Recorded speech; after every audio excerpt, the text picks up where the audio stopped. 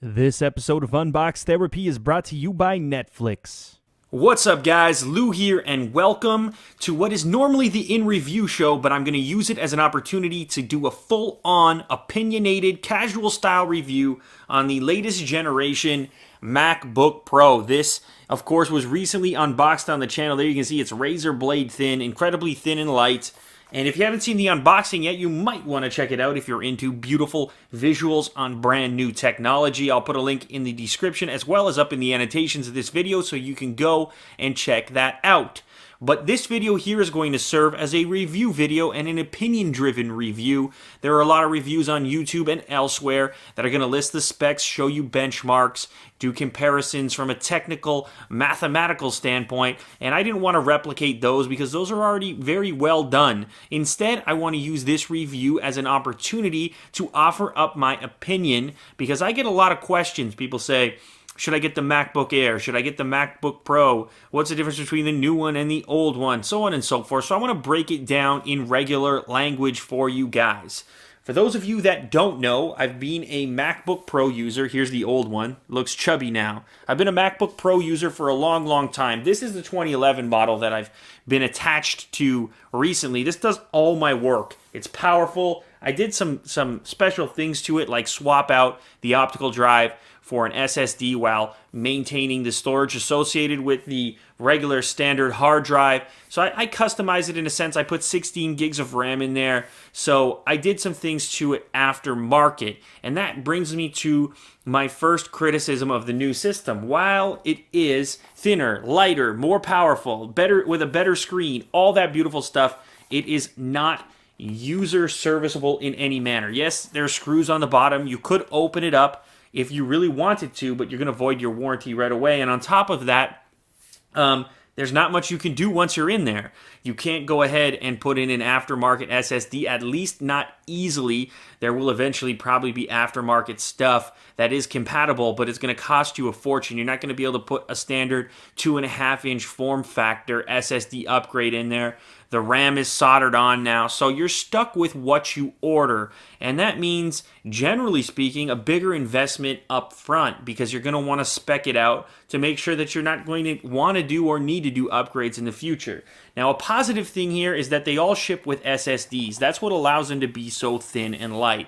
So you're going to get performance out of the gate, and you're not going to be sitting there saying, oh, I have to go and put a aftermarket SSD in there like I did on my stock model 2011 MacBook Pro. So that's a good thing. But, you know, by the time you put, like, say, a larger size SSD in here and you max out the RAM, you're talking at a major, major investment. And that is probably my single biggest criticism of this particular machine. So go with me here for a second. I know it probably seems strange because I paid just as much for the old generation.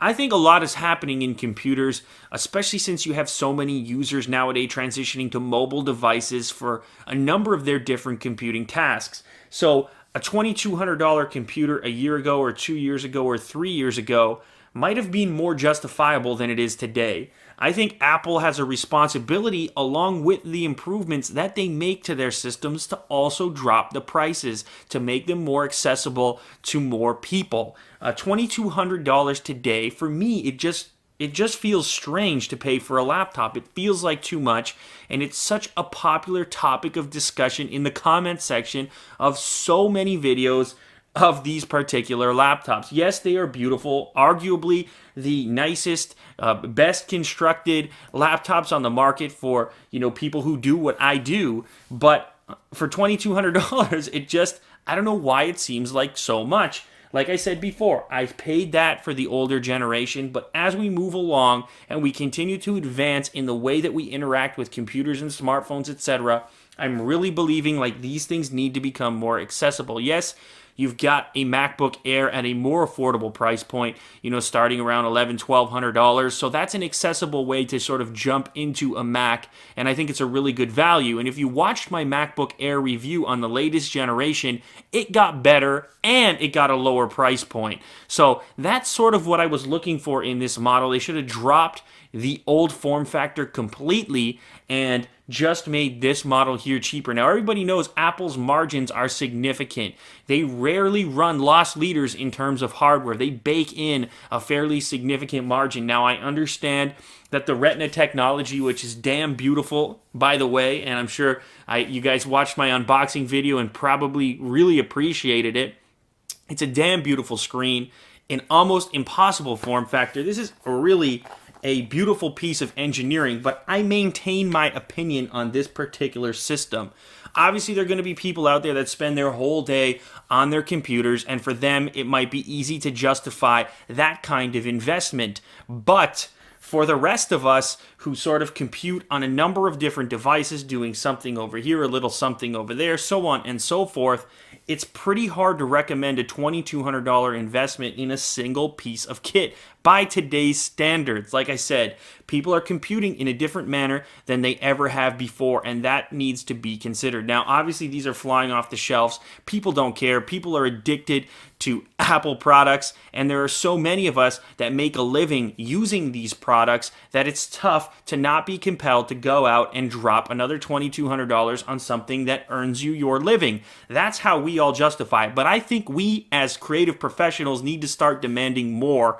And by that I mean nothing frilly like, like a Retina display and an inch thinner and things like that. That's all fine and dandy. Like, I'm happy about it and it is beautiful and all the rest of it, but we need real stuff like a lower price point. That to me is far more significant and would make a far bigger statement than some of these particular improvements. And I know Apple doesn't want to do it because they want to keep you prepared to spend that 2Gs every time a new model comes out, because as I said before, they bake in that significant margin. They want to keep you prepared for it. They don't want us, pro users, so to speak, to get used to getting a new model for $1,500 or $1,000 for that matter. But if the PC market has had any bearing on how things are, it's you don't stay at the top forever by not iterating, by keeping the same form factor, the same price points, the same methodology, and things are going to get more competitive. In fact, they already are. So many people are getting by computing on mobile devices, and trust me, I know. I look at the YouTube statistics, for example, and almost half the views now are coming from mobile devices. So people are spending time on very cheap devices that do basic things and don't do half the stuff that this one does. And as a result, this should be cheaper and more competitive if people are going to keep buying these things. That's my opinion. Take it or leave it. I know I went on and I ranted a little bit. I love the machine. Don't get me wrong. It's the quickest thing I've had on my desk in a long, long time. It exports videos in 4 freaking minutes. All the rest of it, you name it, it's a beauty. I don't think it's worth $2,200. That's my take. Anyway, guys, I'm going to let you roll out on a message from the sponsors right here. If you're a lover of this particular machine, please don't go dropping hate down in the comment section. As I said before with the preamble, it's my opinion, and I still love it, but it's not right for everyone. So anyways, roll out with the sponsors. Catch you guys on the next video. Thanks as always for watching. Later. To those of you that haven't tried out Netflix yet, I want to give you a quick breakdown of the service. Netflix allows you to stream TV shows and movies straight into your home, which saves you time, money, and of course hassle. As a Netflix Unlimited member, you can instantly watch TV episodes and movies streaming directly to your PC, Mac, or right to your TV with your Xbox 360, PS3, or Nintendo Wii console. Watch as many movies as you want anytime you want, plus you can cancel anytime. For a limited time only, get a free 30-day trial membership. Just go to netflix.com/therapy and sign up now. Please do not forget the /therapy portion of the URL to let them know we sent you and also to help support the show. I'll drop a link down in the description if that is easier for you, and I'll catch you guys on the next episode. Thanks for watching. Later.